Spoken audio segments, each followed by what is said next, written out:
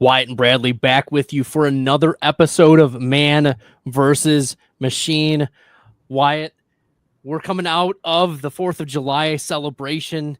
Lots of freedom, lots of beverages consumed, lots of family time engaged with. It's a good time. It's a good weekend. It's great when the holidays land on a Friday, Wyatt. Oh, yeah. Love the 3-day weekend. Love July 4th. Good time, as you said. Definitely deleted some beverages with the family, but we had good times. Ready to roll here. We are ready to roll, and we're going to bring you some fantasy goodness. Lots of drafts are kicking off now that it's in July, and there's some muddy running back rooms that Wyatt and I are going to discern. We're going to talk about Dallas. We're going to talk about Kansas City. We're going to talk about Denver. We're going to get into it here. Some of these running back rooms will bring us fantasy goodness. They're going to be gems. Some of them are values. So let's get into it. We'll kick it off with I don't know if it's America's team anymore, but at one point, the Dallas Cowboys were America's team, and their running back room is kind of a mess. They brought in Javonte Williams. They brought in Miles Sanders. They drafted Jaden Blue. They drafted Phil Maffa. It's ugly. The earliest running back for Dallas going off at ADP is Javonte Williams, RB 39. He was a big player last year, a big cog in the Sean Payton offense in Denver. He wasn't very efficient, but he got a lot of touches. Is that the formula for Dallas for Javonte Williams? Is that what he's going to be? Like, what's your initial read, Wyatt, on this Dallas offense? I assume Javonte is going to get the first crack, but are there other pieces that we should be aware of? I definitely think that Javonte gets the first crack. I think Dallas wants Javonte to be the guy. Whether he can actually be the guy is a different story, because I don't know if he can anymore. That devastating knee injury he suffered, it really did just sap like all his athleticism away from him. So he can like soak up some touches because he's like a good pass blocker and whatnot, but he's not really doing anything for the offense. And Miles Sanders is honestly probably legitimately competing with him. They didn't sign for that different of money. Both veterans.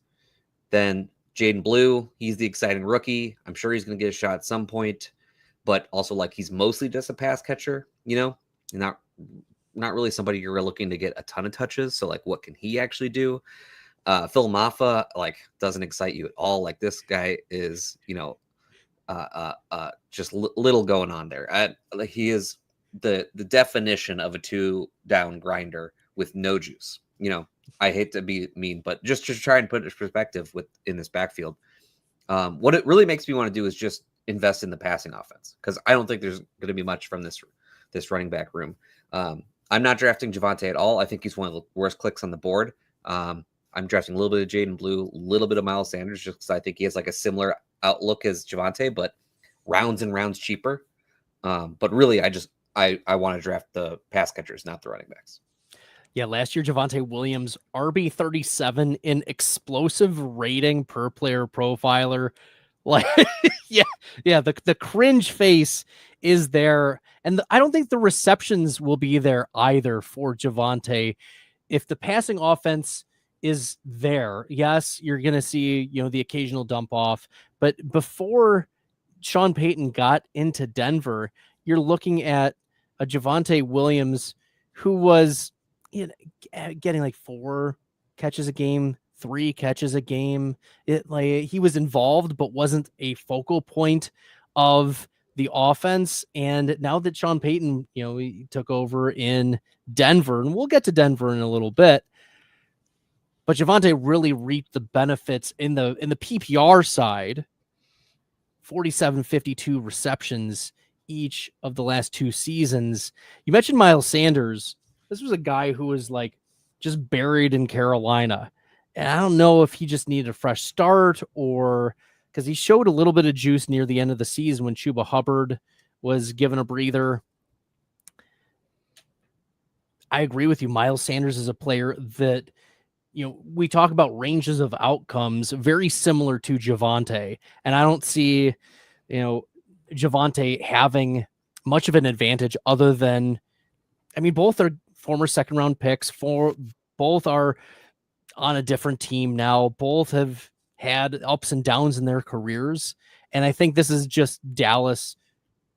I've been talking about this for like months now, that they've been just moneyballing, especially the running back position, and not been taking it very seriously, and instead been taking more seriously like the passing game. So Dak Prescott, CeeDee Lamb, that's what they've been investing in. And now George Pickens. So both man and machine pretty much out on Dallas. Yes, people are like, oh, Jaden Blue. Like he would have to overtake both of those guys. Maybe a dynasty click in round 4, possibly. But that's not what we're looking for in like the best ball streets.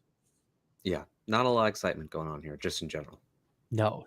Sorry, everyone. We led off with an unexciting running back. But we'll shift gears to a little bit more of an exciting running back room here, Wyatt. The running back 20 off the board right now is RJ Harvey, and he was selected in round 2. We mentioned what Javonte Williams was able to do the last couple years. RJ Harvey does have juice.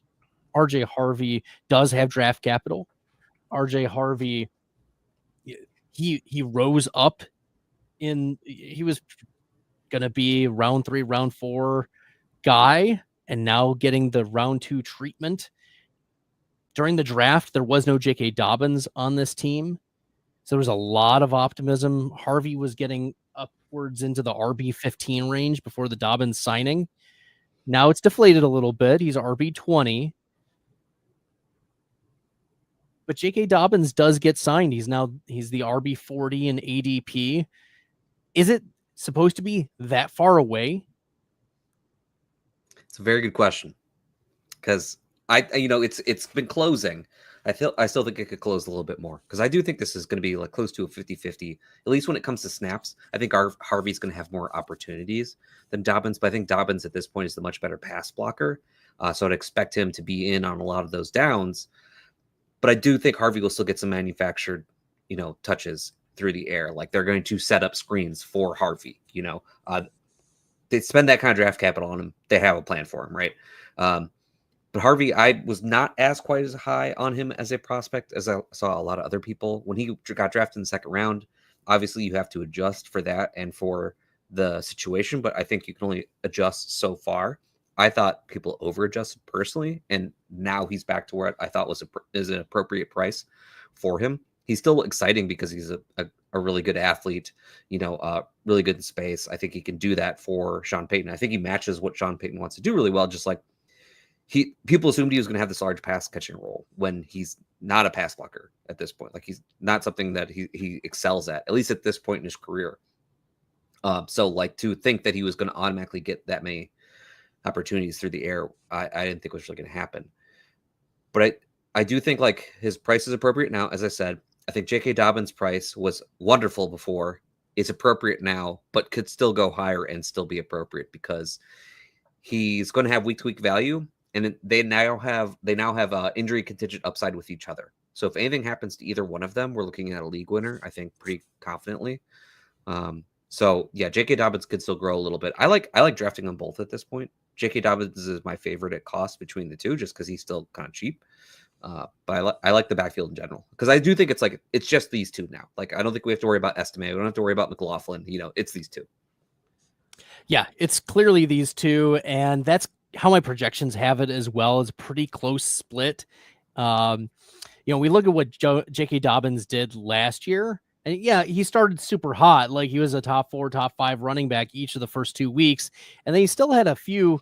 He had 3 other top 10 weeks, and 7 weeks he had at least 3 receptions. So it wasn't a stone cold 0 like he was when he was Baltimore as a receiver, and that was also a little bit surprising. The amount of involvement in the passing game in a Jim Harbaugh offense. Like I expected him to just be run the ball between the tackles. That was it. So for him to get at least a sprinkling in the passing game was encouraging for me.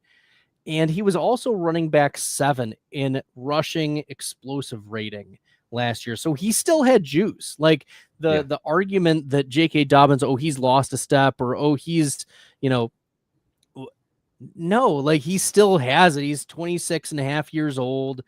He's starting to get to the age, but we're not at the point where, he's this is a major concern. And he's going to have his injury. Every running back has injury thing. So you mentioned both of them having injury contingency. I agree with you there. And I think that he's way too late. The possibility that Dobbins is actually the RB1 in Denver, what, 40%, 45%? I think that that's not baked in enough, that the range of outcomes that he just is the RB1, and then Harvey, maybe he takes over in the second half of the season. But if they wanted to, they would have. Like, if they were confident of Harvey just handling the load, they would have brought in someone who was less explosive, less proven. Like, I would view, if they had brought in a Nick Chubb, I think there's a significant tier difference between J.K. Dobbins coming in versus a Nick Chubb. I agree.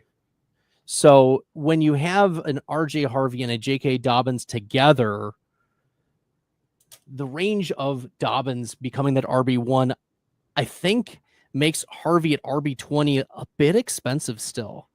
So my projections have it a little bit lower, in terms of median outcome, but the upside is massive, especially in a PPR setting. And if he does become the passing down back, Javonte Williams, we talked about a 47 and 52 receptions, and you add an explosive back to that, because Dobbins isn't an explosive receiver. He was like RB28 or something like that in an explosive receiving rating among running backs. So I agree with you. This affirms Estime is now an like the RB3/RB4, and leaves Jaleel McLaughlin just like dust. Yeah. It's a sad day, because there was a lot of dynasty hope for McLaughlin, Wyatt. Yeah, we thought he was Sean Payton's next chosen one, but didn't last long.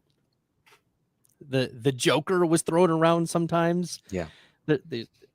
No. I also think that maybe we are going to see fewer running back receptions in Denver this year with the signing of Evan Ingram. It's a good point. Very good point. So Ingram, we've seen him just handle middles of the field, and Bo Nix will look that way instead of just dumping it off to a Javonte. So maybe that's the answer to the who's going to catch passes on the running back room. It's actually going to be Evan Ingram. And that's why I think we should be a little bit more in on Evan Ingram too. Yeah, I like that point. All right. Any last thoughts on Denver before we move on to our next running back room, Wyatt? No, but I do think the point about Evan Ingram is a very good one. And he is somebody who I've been trying to invest in a little bit. But, there is some correlation between RB targets and tight end targets, just because they kind of operate in same areas of the field. So what goes up must come down, depending on which side of that they're on. Love it. We love to hear the Evan Ingram love. Jacksonville Jaguars made a lot of moves this offseason. They traded up for Travis Hunter, right? They got a new GM, new coach. They got a new running back, Bacheal Tootin, who set the combine on fire. This was a player that I was drafting a lot of in the pre-draft process, even before the combine. I wanted some Tootin, and then people saw his combine metrics, and then I didn't get the values that I wanted to anymore. And then, he gets drafted to Jacksonville, which is a bit muddier of a running back room. You have Travis Etienne, former first-round pick, who is shower mates with Trevor Lawrence. The shower narrative is still very strong coming out of Clemson. Tank Bigsby had a very surprising season last year, especially at the beginning of the year. And then you bring in Tootin in the round 4, which is not the draft capital you necessarily want to see for a running back, but the metrics are still there. The coach speak, or the GM speak, is there for Tootin. But now there's been some whispers of LaQuint Allen stealing third down work, possibly, that Bashal Tutin's not ready to pass block. That's something he really needs to work on in year one, which would hamper his RB 41 ADP. And we've seen Travis Etienne with this positive coach speak now about, he's not getting traded. He's staying as RB1. We've seen his ADP rise. Is it still going to be Travis Etienne as the RB1? I think Etienne will at least start the season as the RB1, leading the backfield. I don't know what that lead is like. Like the lead might be 40% of the opportunities, and we see multiple backs mixing in with that. But I do think that there's a good chance that Bashal Tutin does take over at some point, at least leading the backfield. Like I said, that leading the backfield might not be this massive amount of opportunities. It could just be the one ahead of the rest. The him needing work on his pass blocking is like non-news to me. Like if you didn't realize he wasn't a good pass blocker coming into the NFL, I don't know what to tell you, because that was like very clear in his prospect profile. He can still be a good pass catcher. He can still get opportunities in the passing game, similar to what I just said about RJ Harvey. Like I'm expecting Liam Cohen to draw things up for Tutin in the passing game. Like Bucky Irving last year for Liam Cohen, not a good pass blocker. He got better as the season went along, but there's a reason why Rachaad White was still so heavily involved to start the season, because Bucky Irving was not a good pass blocker. Did he still get some receptions? Absolutely, because Liam Cohen would set him up with these different screens and whatnot, because he's good in space. Same thing with Bashal Tutin. So those are the two that I'm drafting the most of. I'm not that interested in Tank Bigsby. Like he did really impress last year as a runner, but that's all he's got. And I mean, we don't have a lot of experience with the types of backs that Liam Cohen likes, because, well, we basically just know last year from him. But those backs were good receivers in addition to being runners. Maybe he leans that way, but more it's just that Tank Bigsby, someone who's only useful in one area. That's not a player that I'm ever really going to be like too excited about, too excited to draft. I'm not going to expect them to ever really reach a certain height. Like even if Etienne or Bigsby gets hurt, Etienne or Tutin gets hurt, like we don't expect like Tutin or it's too many names. If Etienne or Tutin gets hurt, we don't expect Bigsby to get this like massive workload, because he's limited as a player, right? But if it happens to Bigsby or the other way around, we could expect more for Etienne and Tutin. I'm kind of rambling a little bit because there's too many names and trying to say them all. It's getting me mixed up, but I'm going to pass it back to you. The Jacksonville one is a bit messy, and that's why there was a lot of speculation for some time that one of these guys is going to get traded, right? Is it going to be Bigsby? Is it going to be Etienne? The thought was, well, Etienne was drafted by a previous regime and previous GM, and he's outworn his welcome. Maybe you can get something more for a former first round pick, that there's something there. But the pass blocking point that you made about Harvey previously and Tutin, just for fun, for kicks, PFF graded RJ Harvey at a 21.8 pass blocking grade last year. Rough. Only a little bit better for Bashal Tutin. It was at 47.7. So still pretty abysmal. So the pass blocking for these players is certainly something that coaches, that's something you can teach. It's something you can, these guys are 5'11", 210, approximately. These are, things that you can teach, but it takes time for them to be able to do it. So I like that Bucky Irving comp for these players that, it does take a lot of time. Like it does take half a season. It does take growing in the system and understanding, this is the play call. This is where I need to be. I actually need to get hit by NFL sized players consistently, because Tutin, yes, Virginia Tech, but RJ Harvey, UCF, like there's the level of competition is just so much higher at the NFL level, compared to where these players have been playing for some time. So I agree with you. Etienne probably still going to be the guy, and that's why we've seen the ADP rise and rise and rise. But I am worried for Tutin in the third down role especially at the beginning of the year. Not only because of the pass blocking and learning the scheme, but the fact that LaQuint Allen's name won't go away. That's also at least an indicator that it's not a sure thing that he's going to be getting that opportunity right away. Yeah, I think what it really means is like ETN is probably going to start out the season on playing on third downs. Yeah. And if something was to happen to him, Tootin would not step up directly into third down role. It would be LaQuint Allen more than likely is like his direct backup on third downs to start the season at least. But again, that may not matter for Tootin's receiving prospects. Being able to block on third down is important for running backs. Like, don't get me wrong, but what matters a lot for them and their receiving abilities or potential in the NFL is a combination of being able to pass block and the coaching staff and the system they're in. Because we see coaches like Liam Cohen, coaches like Sean Payton will draw up specific plays for the running backs in the passing game, even when not on third down, not as a pass blocker. They want to get them involved because they see it as a very important part of their offense. So Tootin can still get receiving work while never playing a third down. Yes, the scheme is strong, especially with these coaches. For perspective, LaQuint Allen, 79.7 PFF grade last year in pass blocking. He had 61 receptions on 72 targets, is comfortable in that particular role. So that fits that particular setup. Wyatt, we've got Kansas City, we've got the LA Chargers, we've got a few other teams, but first we have a word about the breakout finder.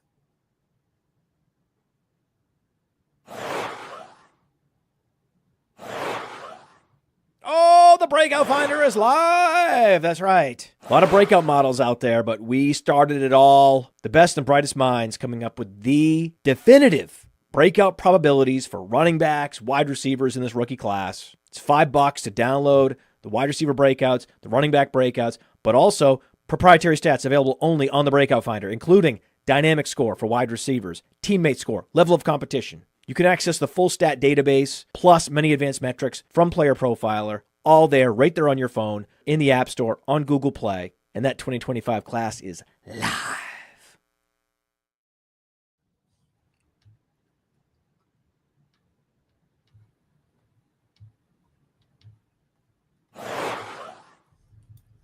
We are whooshed. We are back. Wyatt and Bradley, man versus machine. We've been talking about some fantasy football gems here in the running back rooms, some of the muddier running back rooms in the NFL. Wyatt and I have dissected Jacksonville, Denver, and Dallas. And now we're looking at a team that can get a bit messy. And that's Kansas City, right? We saw what Kareem Hunt was able to do in this offense last year, and he's re-signed to the Chiefs. Isaiah Pacheco is, of course, back, the former day 3 pick who has burst onto the scene, but then suffered a significant injury last year, cost him almost the entire season until, he came back at the end, but the juice looked like it was sapped, Wyatt. And the Chiefs also signed Eli Mitchell from San Francisco, and they drafted Brashard Smith, the pass catching back. So this is one where, we look at the Kansas City Chiefs and they've made running back work, and it didn't matter really who it was. There isn't one particular profile that we've had Damian Williams, we've had Darrell Williams, we've had Isaiah Pacheco even in these offenses. It doesn't matter to Andy. Like, Kareem Hunt multiple times has found success here in Kansas City. There's the public's confidence is in Isaiah Pacheco, RB27 right now at ADP, and no other running back is inside the top 60 in ADP. Given the range of outcomes and the concern that we saw for Pacheco, he could just be dust. From the injury perspective, I'm concerned. I don't know if he still has it, and there's no draft capital behind him. There's no organizational investment behind Pacheco. He hasn't signed an extension. There's nothing there. Yes, they can run him into the ground, but to what good? So if I'm looking at a running back in Kansas City, like give me any of the other three that are going outside the top 60. I'm avoiding Pacheco. Yeah, I've been avoiding Pacheco basically all off season. He did look, dreadful when he came back from the injury. I worry he came back too early from the injury, and when someone does that, it makes me worry for the future too. Did it not like maybe it never healed? I don't know. But if you're the Chiefs and you had confidence in Isaiah Pacheco going into 2025, do you make all of those moves in your running back room? I don't know if you do. They're not big moves, but they brought in a lot of bodies, which makes me think they're like trying to see what they have, see where everybody's at. They brought in Elijah Mitchell very quickly. I think that if we could trust on him being healthy, which we can't, he'd be the one that I'd want to be drafting because I still think he has some juice left. It's every time he's been on the field, he's looked good. It's just he's never on the field. Kareem Hunt played well for them last year, but that's a well based on the baseline of Kareem Hunt that we're used to at this point, which is not very good. Brashard Smith is the one that excites me the most. If I'm going to be drafting someone from this backfield, it's going to be him. I know he's a 7th round rookie. That's partly because of his prospect profile being awkward, being a little bit later declare and changing positions, wide receiver to running back, which if you're a wide receiver and you start playing running back, I'm already going to like you no matter what. I can't help myself. We've got a few of them now in the NFL, and every time I've been in on them. But with the news out of camp is they're lining them up across the field and whatnot, which is, we fall for this every year. Every team is lining up someone somewhere to get us excited. That never really happens, but at least we know he has wide receiver skills because that's where he started. So it wouldn't be that big a surprise if they actually did it with him. But he's legitimately athletic. You're in a 4.39. He's got real speed, real athleticism. We know he can catch the ball well. So if I'm gonna make a bet, it's on him because he's essentially free. He's an 18th round pick on Underdog. In your home league drafts, he's probably going undrafted most of the time. In those leagues, I'm probably just keeping an eye on him. This is someone I'm going to be picking up if I see anything in the first week to point me towards him. But yeah, that's the way I'm going for the backfield. Oh, it's ugly. It's real ugly. I'm glad you said nice things about Elijah Mitchell. He's had a soft spot in my heart for some time. Just the athletic profile for Elijah Mitchell was there. The opportunity. He made the most of it when he was healthy in San Francisco, but yeah, he's struggled to stay off the injured reserve. You mentioned Pacheco just looking bad. We have data to support that. Yeah. So he came back week 13, and that was his week 13, week 14 were his two best rush grade weeks, 69 and 66.7. From then on is 54, 50, 58, 62, 58, 64. And the final 3 games he played in the playoffs, 1.6 yards after contact, 1.4, 1.67. And he wasn't getting carries. No. The Chiefs knew he was essentially bench for the playoff run. Yeah, the Chiefs knew that he was not good. And Kareem Hunt was going to be the guy.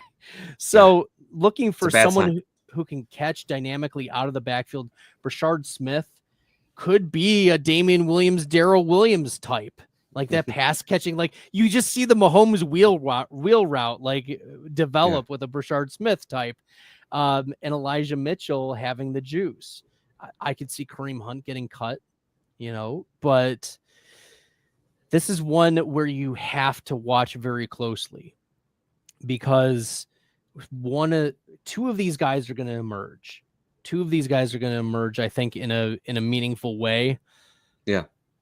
And I think the market confidence of Pacheco at RB27 is again, way, way too high. He's my projected RB50 right now. And look, tell me I'm wrong, Wyatt.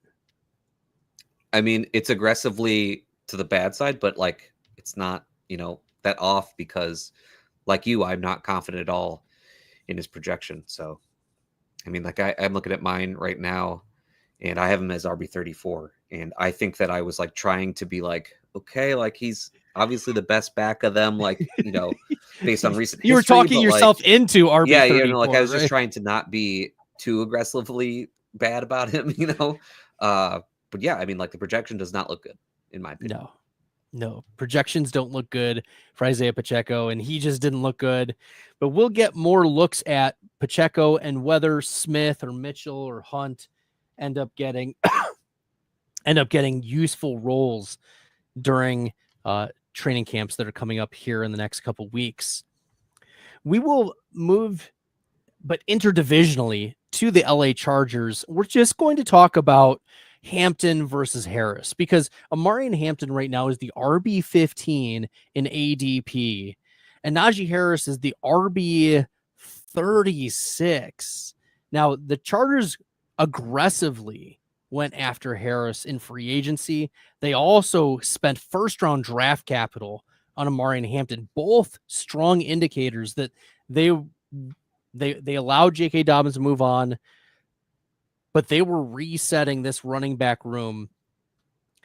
And yes, it's muddy in terms of, it's muddy who's going to be getting the first crack at carries, but there's a lot of capital. There's a lot of skill set behind Amari Hampton. There's sponsorship there, but Najee Harris, he has not missed a game. He's been consistent attacking between the tackles.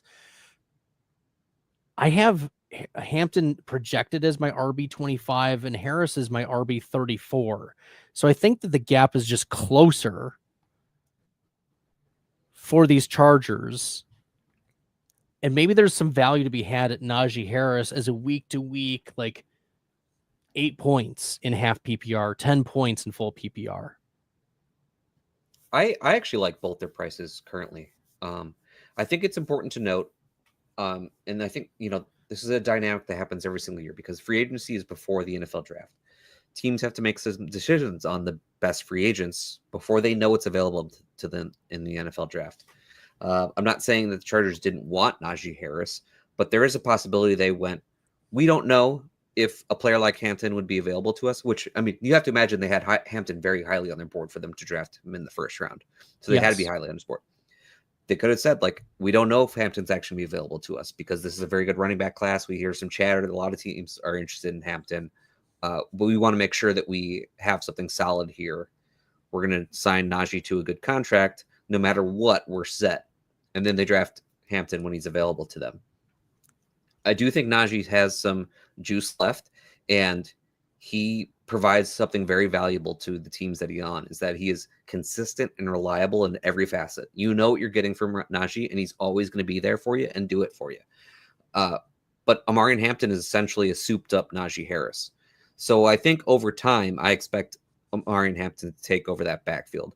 To start the season, wouldn't surprise me if Najee leads it. Wouldn't surprise me if it's 50-50, something in that range, especially on like third downs and stuff, because I bet at this point, that's the one thing that Najee really has over Hampton, is that he's much better pass blocker than Hampton is at this point. Not that Hampton can't do it. It's just that Najee is already a really good one in the NFL. But I think this is going to look similar to like Jonathan Taylor rookie year, where it's like, yeah, he's not going to have it all to start. He might only get like 50% opportunities, but eventually, whether it's halfway through the season, 6th game through the season, he's going to take over that backfield and start getting the majority of the opportunities.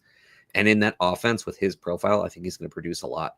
So I think they both make sense, their ADPs. Like, I think Najee can provide a lot of production early on in the season. Will have injury contingent value with Amari and Hampton. They both have it with each other throughout the entire season. I think he's going to be still someone that in a pinch late in the season, even once Amari and Hampton's take from the backfield, that you'll be able to put your lineup and know you're not going to get zeros from him. Yeah, Harris is definitely one of those players you're not going to get a zero from. And we talk about these rookies learning the pass blocking schemes. Hampton, a 54.8 PFF grade, pass blocking grade last year at North Carolina. So a player that has room to improve in terms of that. And you mentioned Najee Harris. He's a veteran who's played on Pittsburgh. The teams, they beef up their offensive line. They expect their guys to be tough in Pittsburgh, and Najee Harris has been a solid player for them for some time. And there's the coaches will always give veteran deference for those types of guys, and especially a former first round running back. Those guys tend to just not go away. They're like the cockroaches of the NFL. Like, even if Amari Hampton does quote unquote take over the backfield or get the majority of touches by the second half of the season, Harris is a player that I'm still not probably moving out of my lineup. He's a flex consideration probably week to week anyways. What are your thoughts on this backfield being something like the Detroit Lions? Like a David Montgomery is the Najee Harris, and Amari Hampton is the Jahmyr Gibbs. Correlate. They're not a 1-to-1 necessarily. Right. But is there enough similarity, enough of that metaphor for that to work out and them coexist in the backfield? Maybe like Costco brand, version of that, just because I don't think the play calling's on the same level. I don't think the offensive line's on the same level. They're both good, but not excellent the way that the Lions had. So I do think like they could both produce together. Like that shouldn't be a surprise if that happens. But to produce at the level that Gibbs and Montgomery have done together, I don't think they get there. But yeah, value time, Costco brand version. Yeah. Okay. Discount Lions. Yeah, discount. Bottom shelf. All right. Bottom shelf. Well, speaking of bottom shelf running back rooms, this is where maybe we can look at surprises coming from. And I wonder if the New York Giants are going to be a sneaky value. Both Scatabo and Tyrone Tracy are going outside the top 30 of running backs. Yes, Tracy he's the former wide receiver termed running back, day 3 pick, the player that Wyatt, falls for every year. And many of us, we're clicking Tyrone Tracy in our round 3, round 4 of our rookie drafts last year and taking late round flyers on him because we knew what Devin Singletary was, but we didn't know what Tyrone Tracy is. And I think we kind of know what Tyrone Tracy is right now. He's going to be a solid ball carrier. He can catch the ball out of the backfield. He does have, questions of fumbling, but maybe that's just something that can be coached up, that needs another iteration of ball protection. Like fumbling is not necessarily something that, is going to hamper him forever. But the Giants also drafted a Cam Scatabo, who can catch the ball out of the backfield, who can run very well, but his athletic profile, he's just not as much of an athlete as Tyrone Tracy. But he lit up the college football scene in terms of pass catching and running between the tackles. So the market is coin flipping these running backs right now. Yeah. And the incumbent is Tracy. He's going to get the first crack, I think, at the running back room. But the beat writers have quickly come out and said, hey, Scatabo could be the RB1 and just have the lion's share of touches by October, like very, very quickly. How much is that within the range of outcomes for you, Wyatt, that Scatabo is just the RB1 by October? I think if one of them actually takes over the backfield, it's Scatabo. But I'm not sure that he ever does, because he does have some holes in his game. The fact that he isn't as explosive of a runner. I mean, Scatabo is one of these chunk gainers, but the long speed he obviously doesn't have. That's Tracy's game. I actually just really like the pairing of them in general for the Giants. I think they work really well together. And I like both their prices. I kind of just want to be drafting both of them. Whichever one goes later, I'll draft, basically. And the way this offseason has gone, that's flip-flopped. Might do it again. I'll just keep drafting into the backfield. They're both good pass catchers. Neither of them is that great on as a pass blocker, so that'll be interesting to see if who really gets there. I think Tracy started to pick it up towards season's end, but that's one of the big knocks for Scatabo is even though he was a great pass catcher, he's a horrible pass blocker. You should never let him do it. At least that's the way his profile was coming into the NFL. I think it's gonna be a pretty split backfield. I think it makes a lot of sense to do it with their styles. I say Scatabo has the better chance to take over backfield just because he's been playing running back his whole career, and we've seen him like handle this massive workload, unlike we've seen from Tracy. But yeah, I just want to bet on them all. And like I would expect the offense to center a good part of it like around the running backs. When you look at just like what the team makeup is, we've got Malik Neighbors, and then what for the team? Like I like Darius Slayton. He's a nice role player. Wan'Dale Robinson is, I mean, pretty bad for being honest. So like he's gonna get a lot of useless targets. A lot of useless targets. Yeah. Theo Johnson might get a few targets. I like maybe Theo Johnson, but like again, like not somebody that like we're expecting moves the to, needle. Like, command a bunch of targets or anything like that. I would expect the running backs to be involved pretty heavily, especially when you consider that I think Jackson Dart's going to start early.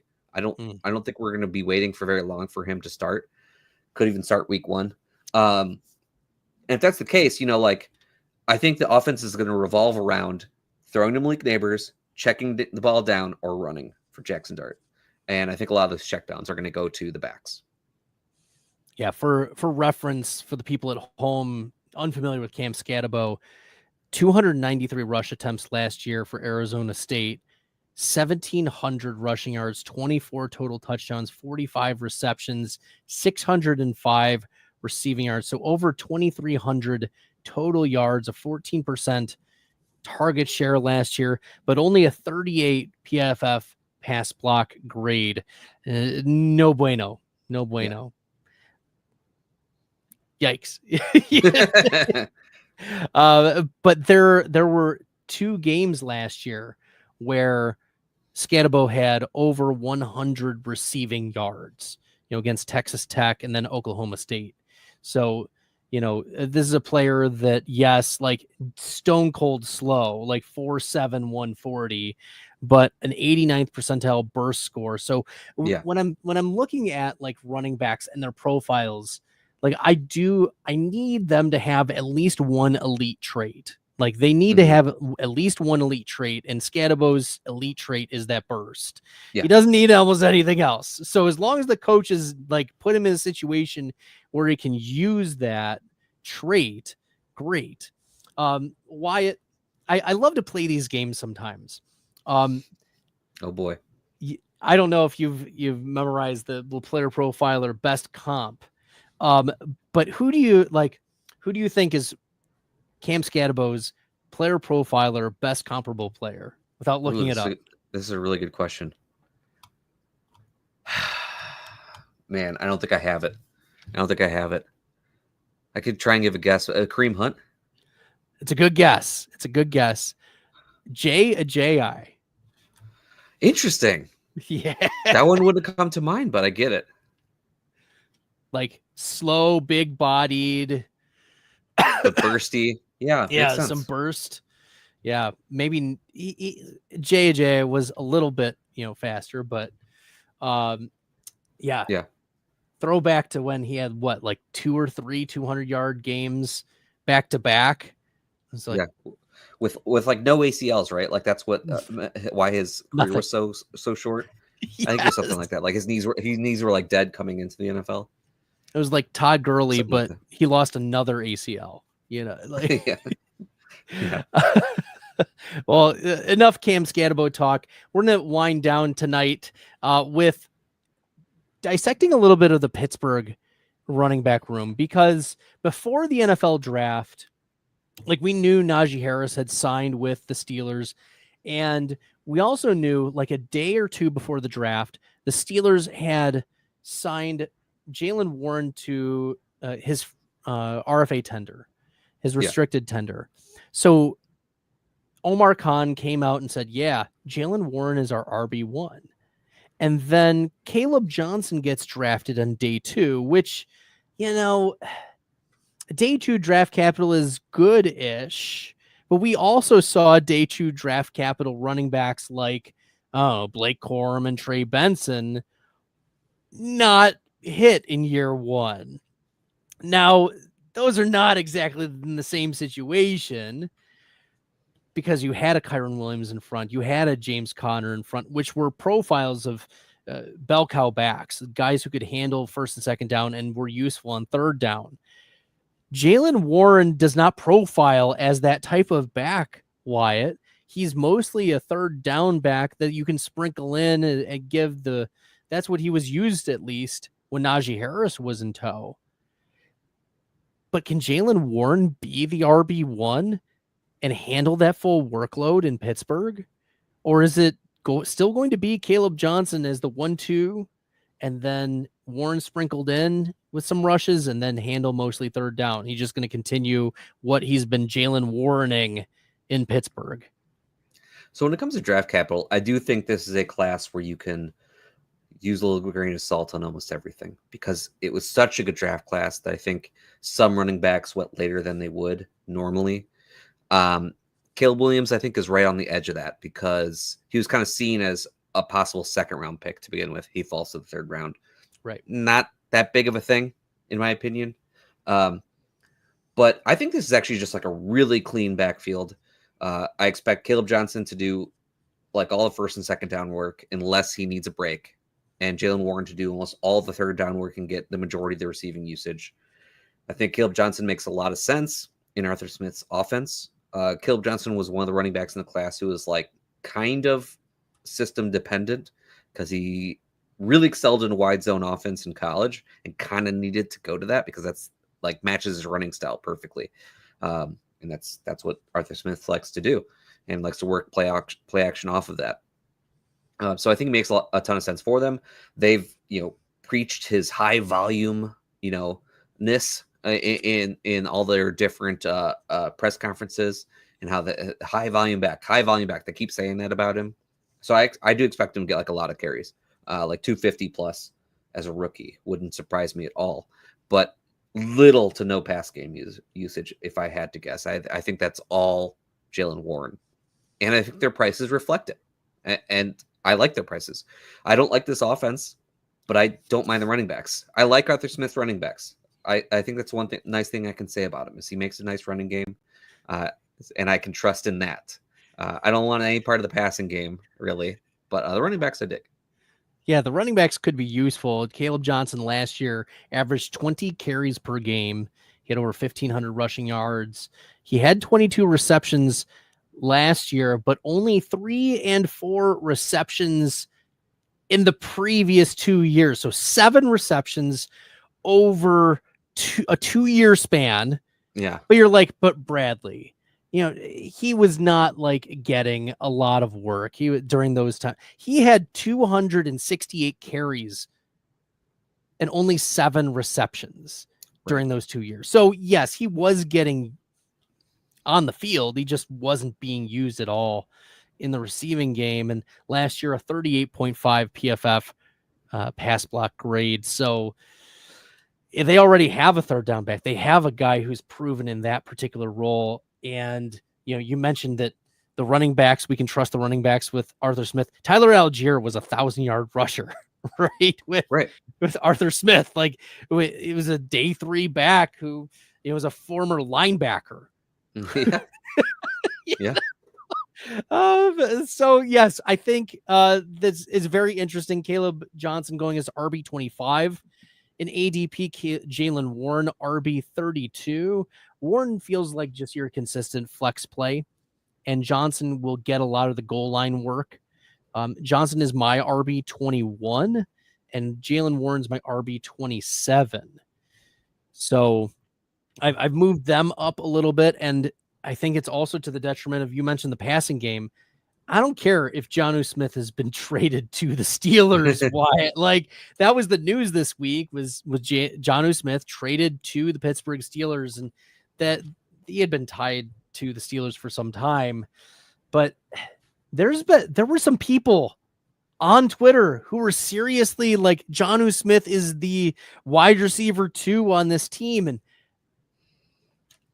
I don't know what they're on, but I think that Jonnu Smith might be second on the team in targets now, but like it's a second on the team in targets that I'm not excited about at all. Like I know people just think like it's very easy to look at it and say like, well, Jonnu Smith is the second best pass catcher on this team, so obviously he's going to play a lot and obviously get a bunch of targets because of it. But NFL offenses don't work that way, because all Jonnu Smith can do is run 5 yards downfield. Like they still need wide receivers to stretch the offense. If it's just tight ends, the entire offense is condensed and the defense can just play down on them and nothing will happen. Like teams still have to use wide receivers. They have to. They literally don't have a choice. You cannot run a team with tight ends. So like Arthur Smith would try though. Yeah, he would try. He absolutely would try. But yeah, like while Jonnu Smith and Pat Freiermuth, I'm sure are going to play a lot of snaps each. Yeah. Both. It's not going to come at the expense of like a bunch of other wide receivers. Like the wide receivers are still going to play. We're going to see Robert Woods on the field. Okay. For the Steelers. Like we're going to see players like that because you have to be able to stretch the defense. Otherwise they're just going to come down on you and stop you from doing anything. Robert Woods, Ben Skoranek. I can't believe you stretch the defense with Robert Woods' name, but he can legitimately run routes past 10 yards. So that will help stretch the defense to an extent more than having both Jonnu Smith and Pat Freiermuth and Darnell Washington out there, Oh, Darnell Washington. Goodness. Yeah, the Steelers. Oh my gosh. Yeah, that's an offense that I don't want. Yikes. Outside the running backs. But hopefully, we look at a lot of these running back rooms, and the thing that like I look through and just to like take a bird's eye view of these like messy, quote unquote messy backfields is like Javonte Williams is going at RB 39. RJ Harvey is going RB 20. J.K. Dobbins RB 40. Travis Etienne RB 33. Pacheco at 27. Harris at RB 36. Scadabo at 35. Tracy is 34. Warren at 32. Johnson at 25. They're all in the same in the same range of outside the top 20. Almost all of them, but they're inside the top like 36. So like they're all stuck in this like 16 running back tier of like, we think if they get some volume, they could be fantasy useful. And that's why like monitoring these situations, knowing the talent of each of the players, knowing the schemes, and just monitoring what's happening from a news perspective. That's why going to playerprofiler.com/news, our news team is very good about picking up these small nuggets and just getting a news item out. And so if you are not subscribed to playerprofiler.com/news, if you haven't bookmarked that, make sure you do so that when the news drops, we've got a really great news team that is getting those things out for you. And it shows up not only on that website, but also if you're in on Fast Draft, you can go on to Fast Draft and you can click on the app and you can see once it loads, you just wait a second, you see, not only have my drafts loaded, but I go to bottom live results and there's literally the news feed from Player Profile that shows up. So like Brashard Smith is here in the news feed. It's great. Like these are the things that make the difference at Player Profile. So make sure you're checking that out as the news starts ramping up here over the next couple weeks. All right, Wyatt, it's been great chatting with you, man versus machine. Any last words for our people?